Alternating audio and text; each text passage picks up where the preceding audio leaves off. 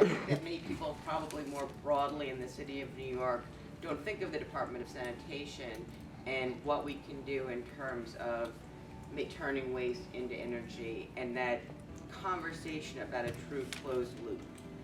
One that is good for the environment, is good for jobs in the city, and is good, hopefully, economically for the department. We are continuously looking for new technology and thinking about new fuels for that fleet, because we know that that's a burden on the city.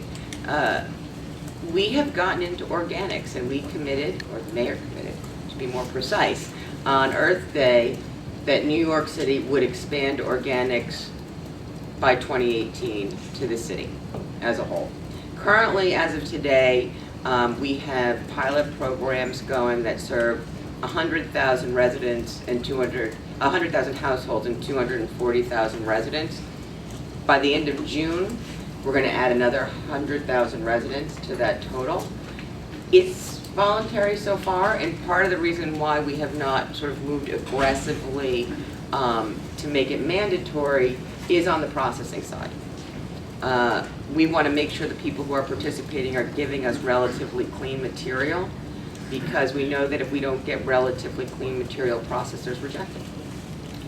So we are really looking at how to deal with the processing side of it, and looking to the private sector to help us achieve those goals, but we're learning a lot. We now have a much better handle on what's in our material. It's woodier than we thought, at least so far in the low density areas. We do see plastic bags in the material. We see diapers, which are clearly not supposed to be in there. And so we're learning a lot about what's happening with the stream, so that we can come forward to the industry and say, this is really what it looks like. You know, what technology fits the best? How are we going to move this forward?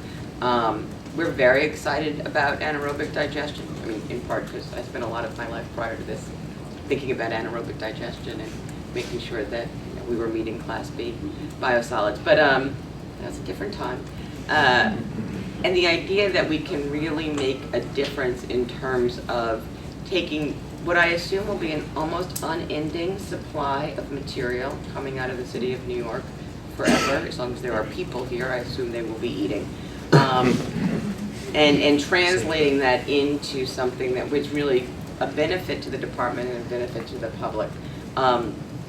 Right now, in our voluntary program, we range from about 40 tons a day to 100 tons a day. We don't get participation all the time. During snow, they don't seem to participate that much at all.